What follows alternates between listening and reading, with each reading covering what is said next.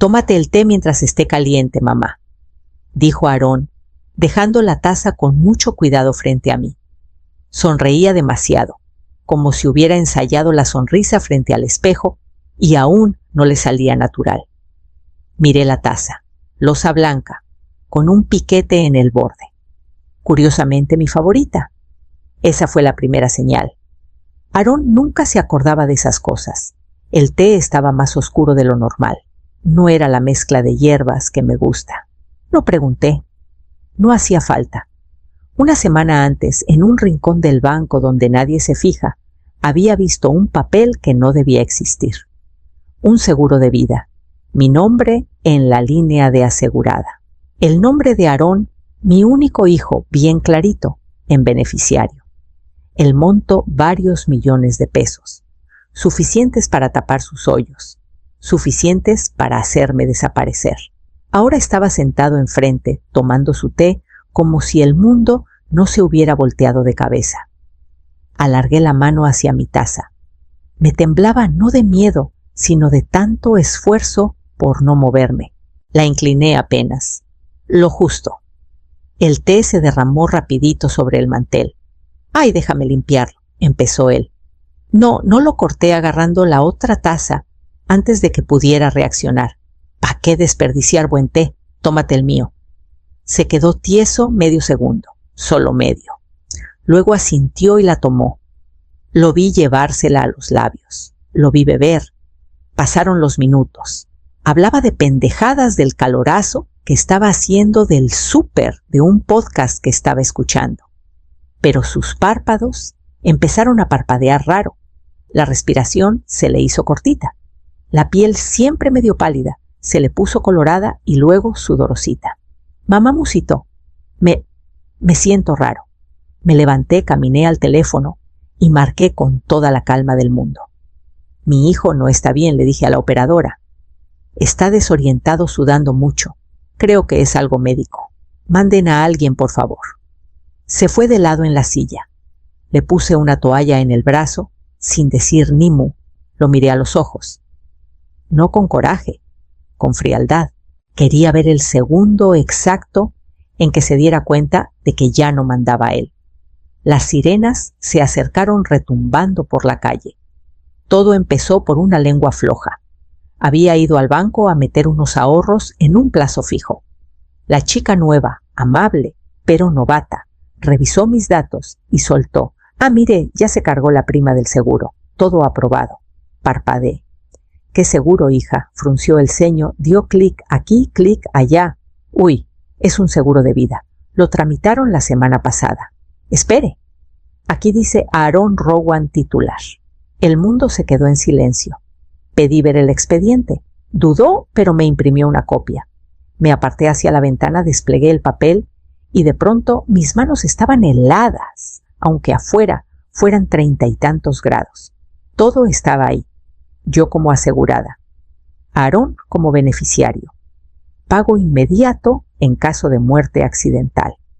Varios millones. Lo miré firmar letra tranquila, sin prisas. El trámite tenía apenas 7 días. No grité. No lloré. Guardé el papel bajo la chequera. Subí al coche.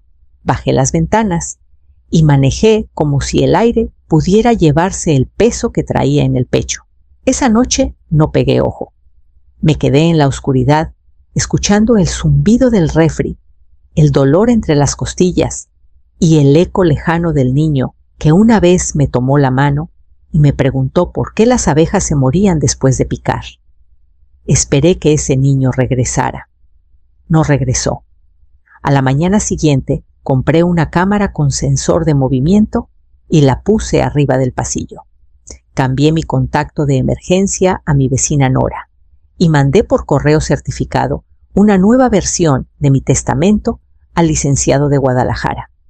No dejé notitas, no llamé a Aarón, cociné como siempre, regué las plantas. Le sonreí cuando me llamó a media semana a pedirme la receta del mole de olla, como si nada hubiera cambiado. Pero todo había cambiado. Dejé de verlo como hijo. Empecé a verlo como una amenaza. Y supe que tenía que estar muy despierta. 3 días después de salir del banco, con ese seguro en la bolsa, Aarón llegó con bolsas del mandado y una sonrisa que no le llegaba a los ojos. Oye, mamá, ¿qué tal si este fin nos echamos el sendero de antes, el de la barranca del Cupatizio? Siempre te encantó. No había ido a esa barranca en años, desde que las rodillas me empezaron a reclamar. Y había leído las noticias 2 mujeres muertas en los últimos 6 meses. Las 2 se cayeron, las 2 iban solas. Puse las manzanas en la mesa y le sonreí como si no supiera exactamente lo que estaba tramando. «Ay, no puedo, hijo. El hijo de Nora viene de visita y quedé en ayudarla con la comida. Otro día será». Asintió, pero vi el destello. No era tristeza, era cálculo. Esa noche me senté en la silla del pasillo, fingiendo leer mientras la cámara grababa la casa dormida. A las 11:10 se prendió la luz del porche. Aarón estaba fuera, hablando por teléfono en voz baja. «No sospecha nada». «Todavía no. Es una barranca muy honda. Si se va de bruces queda limpio. Rápido. Fácil».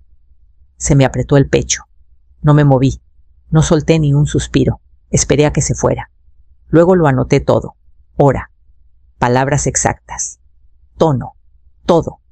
Abrí una libreta nueva y le puse fecha a la página. Registré cada vez que venía, qué traía, cómo rondaba el cajón de las llaves. Fotografié las bolsitas de té que dejó en el gabinete y que nunca toqué. Guardé el buzón de voz donde me preguntaba si todavía me gustaba la manzanilla. Yo no soy de pelear. Nunca lo he sido. Pero crié a un hijo entre gripas, tormentas y noches sin dormir. Sé cómo sobrevivir. Y Aarón, lo que sea que se hubiera convertido ahora, era una amenaza. Así que vigilé, esperé, y dejé la luz del pasillo prendida todas las noches. Mirando para atrás, el derrumbe de Aarón no empezó con el seguro. Venía de meses. Se le escapaba por las rendijas que creía que yo no veía. Ya no abría el correo en mi casa. Dejaba que las cartas se apilaran hasta que se doblaban. Cuando le ofrecía ordenarlas, las agarraba rápido y las metía en la mochila diciendo que solo eran anuncios. Pero las cartas de cobranza pesan distinto, aunque el papel sea delgado. El celular le sonaba a cada rato y siempre lo silenciaba. Giraba la cara al colgar, como si esconderse borrara la realidad. Nunca lo apuré. No porque no me importara, sino porque empujarlo siempre lo hacía meterse más hondo en su hoyo. Una tarde de muchísimo calor, saqué el bote de reciclaje y vi un coche estacionado en la sombra justo afuera de mi cochera. Vidrios polarizados, golpe en el guardabarros. 2 tipos adentro mirando fijamente mi casa. No al vecindario, no al celular, a mi casa. Cuando se dieron cuenta de que los veía, arrancaron sin más. Me quedé parada en la banqueta hasta que desaparecieron las calaveras. No llamé a Aarón. No fui a su depa a exigir explicaciones. Entré, tomé un sobre viejo y anoté la placa antes de guardarla en el cajón de los cubiertos. Al día siguiente vino a pedirme un barítono más hasta el viernes. No me miró a los ojos. Le di 500 pesos para la gasolina y no dije más. Lo que fuera que lo tenía atrapado, ya no eran mentiritas ni retrasos. Y entre más se le acercaba, más segura estaba de que iba a buscar la salida más cercana. Y yo sabía perfectamente quién creía él que era. Esa salida era. La mañana arrancó con una calma que hacía que cada ruidito se oyera más fuerte. Estaba amarrando las cortinas cuando escuché los pasos de Aarón en el porche, rápidos, pesados, nada de visita casual. Abrí y ahí estaba con una bolsa del mandado apretada contra el pecho. Se me ocurrió hacerte algo rico, dijo, tu mezcla favorita, la que tanto te gustaba. Lo dejé pasar. Sus ojos recorrieron la sala y se detuvieron en la camarita del pasillo. No dijo nada, pero noté cómo se le tensó la sonrisa. Habló mientras desempacaba puras cosas sin chiste. El calorazo. una oferta en la ferretería, que una compañera de trabajo iba a tener bebé. Las palabras sonaban aprendidas de memoria con una nerviosa que intentaba disimular. Cada silencio duraba demasiado. Cada mirada era para ver si yo ya sabía. Yo me senté en la mesa mientras él ponía el agua a hervir, midiendo las hierbas con una precisión que nunca le había visto. Trajo la charola, 2 tazas. Lo vi de inmediato. Una estaba más oscura, con una nubecita rara flotando. Me acercó la oscura. Te la hice como te gusta. Rodeé la taza caliente con la mano y sentí que el pulso se me calmaba. No temblé. No parpadeé. Incliné apenas la muñeca, lo suficiente. El té se regó por toda la mesa. Ay, perdón, dije tomando una servilleta. ¿Pa' qué desperdiciar? Tómate la mía. Le deslicé la taza intacta antes de que pudiera reaccionar. Por una fracción de segundo se le cruzó algo por la cara. Confusión, miedo. Luego lo tapó con una sonrisa demasiado rápida. Claro, mamá, dijo y se la llevó a la boca. Bebió. Yo miraba cómo se le movía la garganta, cómo se le apretaban los dedos al asa, cómo soltaba el aire, como esperando alivio. La cocina se sintió de pronto chiquita, como si todo lo que nunca nos dijimos estuviera flotando entre nosotros, esperando el siguiente movimiento. No tardó nada. 5 minutos, tal vez menos, y las palabras de Aarón empezaron a arrastrarse como si la lengua se le hubiera olvidado cómo funcionar. Siguió hablando diciendo que solo estaba cansado, que no había desayunado. Intentó pararse, se apoyó en la mesa, pero se tambaleó. Las patas de la silla rechinaron fuerte. Debe ser la azúcar baja, murmuró respirando acelerado. Yo seguí sentada, manos cruzadas en la falda firmes. Lo miraba sin rabia, sin victoria, solo con la claridad helada de quien ya cruzó una línea y sabe que no hay vuelta atrás. Si me ponía nerviosa, si dudaba, quizá no volvía a tener chance de seguir viva. Alargó la mano hacia la barra, no llegó y trastabilló. Eso bastó. Caminé al teléfono y marqué el 911 con voz tranquila. Mi hijo no está bien, dije. Habla confuso, se tambalea, le vino de repente. Aarón se hundió en la silla, parpadeando como si la habitación se hubiera deformado. Le temblaban las manos sobre las rodillas. Intentó hablar, pero solo salían pedazos de palabras. Yo me quedé a unos pasos lo bastante cerca para responder preguntas lo bastante lejos para que no me arrastrara con él. Las sirenas llegaron rápido pintando las ventanas de rojo y azul. Entraron 2 paramédicos haciendo preguntas rápidas. ¿Qué tomó él mismo? Y suelté, dije. Las 2 tazas siguen ahí. Las recogieron al instante metiéndolas en bolsas de plástico. Uno se arrodilló junto a Aarón, le alumbró los ojos. Aarón apenas reaccionó. Respiraba cortito, casi inconsciente. Nos lo llevamos, dijeron. Asentí y me hice a un lado mientras lo subían a la camilla. La puerta se cerró y la casa se quedó en un silencio raro vacío. Miré cómo se perdían las luces por la calle. Luego volví a la mesa donde las 2 tazas vacías seguían esperando lo que viniera después. Llegaron como a las 9 de la noche. 2 judiciales de civil credencial en la cintura, educados pero firmes. Los invité a pasar, les ofrecí café. Lo rechazaron. Tenemos el reporte toxicológico preliminar del hospital, dijo uno dejando una carpeta en la mesa. En la sangre de su hijo salieron niveles altísimos de un sedante recetado, muy por encima de lo terapéutico. Asentí. También analizamos su taza, añadió. Sin rastro de la sustancia. No la tomé, dije. Me pidieron que contara la mañana desde que Aarón llegó. Lo hice despacio con la misma calma con que lo había vivido. Les conté de la bolsa del mandado, de cómo insistió en preparar él el té de las 2 tazas, una más turbia que la otra, del derrame del cambio, de su duda de medio segundo, de cómo le temblaron las manos después de beber. No agregué nada más. Ni acusaciones ni opiniones. Uno tomaba notas, el otro escuchaba sin interrumpir. Cuando terminé, los llevé al pasillo y les mostré la camarita escondida junto a los ganchos de los abrigos. Abrí la EPS y les puse el video a Aarón entrando. La bolsa, la charola, el momento exacto en que me acerca la taza y yo se la cambio. ¿No tiene audio?, preguntó uno. No, solo movimiento fue suficiente. Se llevaron las bolsitas de té del gabinete, se llevaron las tazas. Les entregué el celular de Aarón, que había guardado en una bolsa hermética después de que se lo llevaran los paramédicos. Antes de irse, uno me miró fijo. Ha sido muy clara, señora. Tenía que serlo, respondí.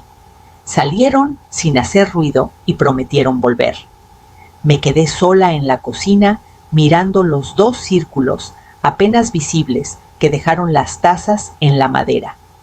No se habían borrado, solo necesitaban la luz correcta para verse. Volvieron 2 días después con una carpeta más gorda.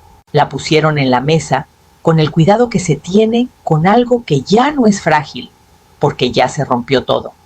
Hemos ido armando el rompecabezas, empezó uno.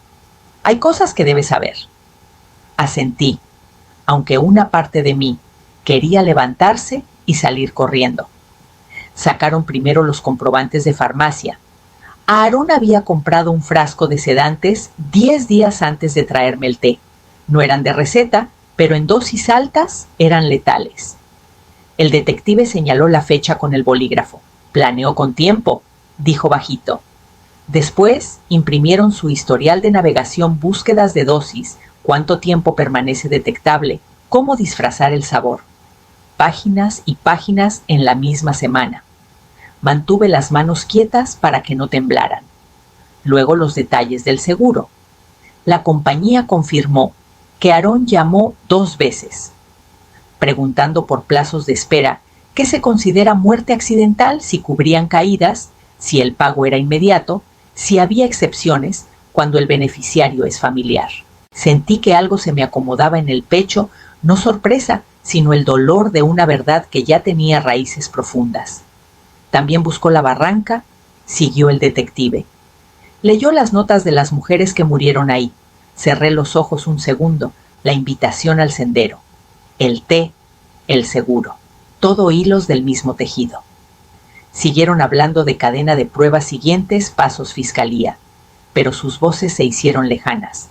Las decisiones de mi hijo ahora eran tinta sobre papel, fechas que no mentían, sin excusas, sin contexto, sin la suavidad de los recuerdos. Pero el duelo no entiende de papeles. Sube despacio a oleadas en cada silencio. Cuando se fueron, me quedé mirando la carpeta. Aarón había elegido.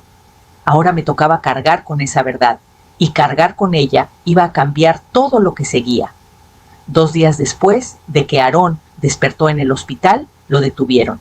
No vinieron a tocarme la puerta. Me llamaron para avisarme. Intento de envenenamiento, intento de fraude, peligro para la vida ajena. Me leyeron los cargos con la misma calma con que se lee la lista del mandado. Los apunté igual para verlos con mi letra. Verlos los hacía reales. No lloré, no hablé. Solo asentí, les agradecí y colgué. Esa misma tarde alguien tocó. Abrí y era su esposa Ashley. Bueno, ahora se llama Ashley, con la cara hinchada de llorar, más chiquita de como la recordaba. Por favor, susurró. Tú puedes arreglar esto. Diles que fue un malentendido, que todo fue un error. No me moví. No quería hacerte daño. Estaba desesperado. Pensó que nunca te ibas a enterar. La miré, sin enojo, con una calma que ya no admitía nada más. Lo siento, dije suave y cerré la puerta. No la azoté, no grité, solo retrocedí al silencio de mi casa y dejé que el cerrojo hiciera clic. Desde ese día decidí no seguir el juicio de cerca. Di mi declaración y dejé que el resto siguiera sin mí. En cambio, volví al jardín. Los jitomates se habían vuelto locos, mientras todo esto hervía a escondidas. Los calabacines necesitaban amarre. Pasé las mañanas podando, cavando, quitando lo que ya no servía, y lo que nunca debió echar raíz. El ritmo ayudaba, el silencio también. Ya no había llamadas de Aarón, ni sorpresas en la puerta. Solo el sonido de mis tijeras, el viento contra la malla y la tierra debajo de las uñas. No curaba todo, pero me devolvía el piso. Y mientras veía los primeros brotes verdes romper la tierra, supe que el último capítulo estaba por empezar. La última visita de los detectives fue breve. Solo firmar la última hoja, confirmar mi declaración por última vez. El caso ya iba solo pruebas puestas. Cronología clara, intención innegable. Me agradecieron la cooperación. Yo les agradecí la paciencia. Afuera de la comandancia, el aire traía ya fresquito de diciembre. Ese que avisa que el calor se fue y viene algo más sereno. Me subí el cierre de la chamarra y me quedé un rato en la banqueta, dejando que el sol de la tarde me cayera en la cara. No me sentía vencedora, no me sentía destrozada, me sentía mayor, no con amargura, sino con esa madurez que llega cuando cargaste algo demasiado pesado mucho tiempo y por fin lo puedes soltar. De regreso a casa, pensé en Aarón, no en el hombre que echó sedante en una taza, sino en el niño que metía dientes de león entre las páginas de mis recetarios, que lloró cuando se le murió el pez dorado, que se acurrucaba conmigo en el sillón con una cobija y 1000 preguntas sobre el mundo. Pensé cuánto me esforcé por sostenerlo y cuánto se me escapó igual. Ya en la cocina llené la tetera, la misma tetera que él usó, la misma barra, la misma taza con piquete en el borde. Elegí una mezcla que no había tocado en semanas, una que antes me encantaba. Puse el agua a hervir. Dejé que las hierbas soltar su aroma, que el vapor llenara el silencio de mi casa. Y cuando estuvo lista, me senté en la misma mesa donde todo pasó, donde casi termina todo. Y me tomé el té. No para olvidar, no para perdonar, sino porque seguía aquí.